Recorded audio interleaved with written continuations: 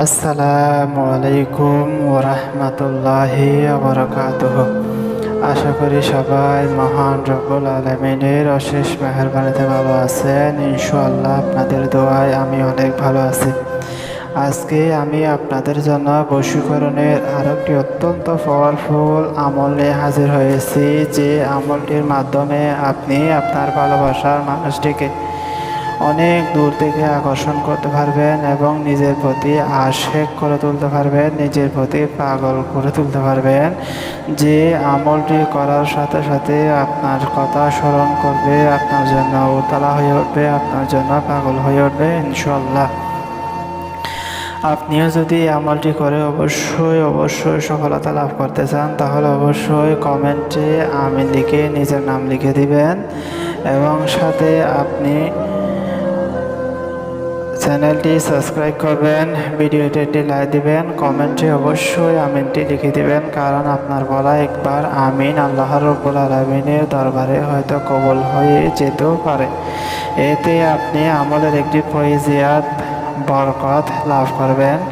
এই আমলটির মাধ্যমে আপনি শুধু ভালোবাসার মানুষটিকে কাছে পাবেন তা না, আপনি আপনার স্বামীর জন্য করতে পারবেন, প্রিয় মানুষের জন্য করতে পারবেন, সমস্ত পাড়া প্রতিবেশীদের জন্য করতে পারবেন, আপনার ছেলের জন্য, আপনার মেয়ের জন্য, যে আপনার কথা শুনে না, যাকে আপনি বশ করতে চাচ্ছেন, আপনার কথা শোনার জন্য চাচ্ছেন। ইনশাআল্লাহ এটা এমন একটা সার্বজনীন নকশা যেখানে আপনারা ইয়া আল্লাহ হরফ দেখতে পাচ্ছেন প্রতিনিয়ত।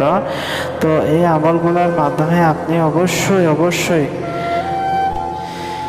100% সফলতা লাভ করতে হবে। আমার বলা নিয়ম অনুসারে আমার সকল কোন পদ্ধতিতে কীভাবে কখন কোন সময়ে লেখার জন্য বলা হয়েছে সেই সকল নিয়মকানুন অনুসরণ করতে হবে। আমলটি শেয়ার করার পূর্বে আপনাদেরকে কিছু গুরুত্বপূর্ণ কথা না বললে নয়,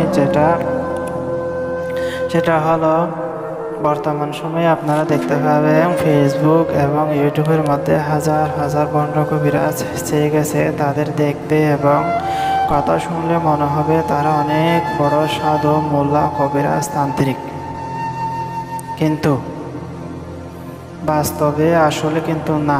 তারা মানুষের কাছ থেকে টাকা নিয়ে মানুষকে ধোঁকা দিচ্ছে, মানুষের মোবাইলের নাম্বারগুলো টাকা নেওয়ার পর ব্লক দিচ্ছে, মানুষকে প্রতারিত করতেছে। আল্লাহর ওয়াস্তে আপনাদেরকে একটা কথা বলি, আপনারা আমার কাছেও আসবেন না, নিজের কাজ নিজেরা করবেন, নিজের লেখা নিজেরা লিখবেন। আল্লাহ অবশ্যই আপনাকে সফলতা দান করবেন।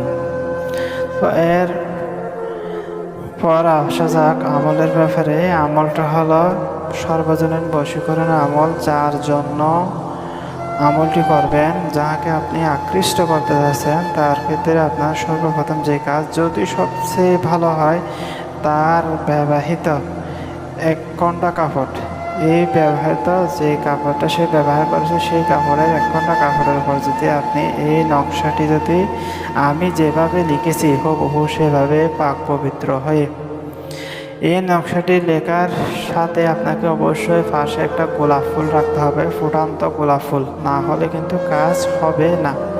ভালোবাসার প্রতীক হিসাবে আপনাকে অবশ্যই একটা নকশাটি লেখার সময় ফুটান্ত লাল গোলাপ ফুল অবশ্যই রাখতে হবে। সেই গোলাপ ফুলটা কাছে রাখার পর, নকশার কাছে রাখার পর আপনি এই জিনিসটা লিখবেন।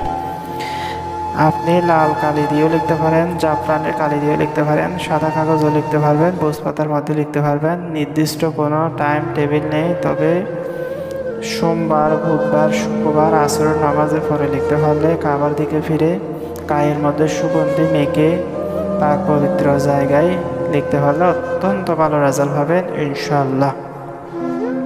তো লিখার পর আপনারা কি করবেন, সেই কাপড়ের টুকরাটুকু যদি কাপড়ের মধ্যে লিখতে পারেন সবচেয়ে বেশি ভালো, যদি না পারেন বসপাতা অথবা সাদা কাগজ যে কোনো একটার মধ্যে লিখতে পারবেন ইনশাআল্লাহ। লিখার পর আপনারা কি করবেন, এই নকশাটি আপনারা কি করবেন, তাকে আকৃষ্ট করার উদ্দেশ্যে, আপনার ভালোবাসার মানুষটিকে পাওয়ার উদ্দেশ্যে তাকে স্মরণ করে মনে করবেন সে আপনার সামনে হাজির। এভাবে কল্পনা করে তাকে কি করবেন, আপনি এই আমলটি যদি কাপড়ের মধ্যে লিখতে পারেন তাহলে সেই কাপড়টা সহ আপনার কি করবেন, সুন্দর করে এভাবে পলিতা বানাবেন। পলিতাতে এটাকে বড়ে সুন্দর করে ভাঁজ করে নকশাটিকে এভাবে পলিতা বানাবেন সুন্দর করে। তারপর তেল দিয়ে এই নকশাটি আপনার ভালোবাসার মানুষটি যেদিকে সেই দিকে করে জ্বালাই দিবেন। 7 দিনে 7টা নকশা জ্বালাবেন।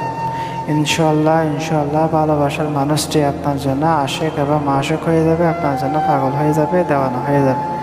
তো সবাই ভালো থাকবেন, আমার জন্য দোয়া করবেন যাতে সামনে আপনাদের জন্য আরও রহস্যময় গুপ্ত 100% কার্যকরী আমলগুলো নিয়ে হাজির হতে পারি। আসসালামু আলাইকুম ওয়া রাহমাতুল্লাহি ওয়া বারাকাতুহু।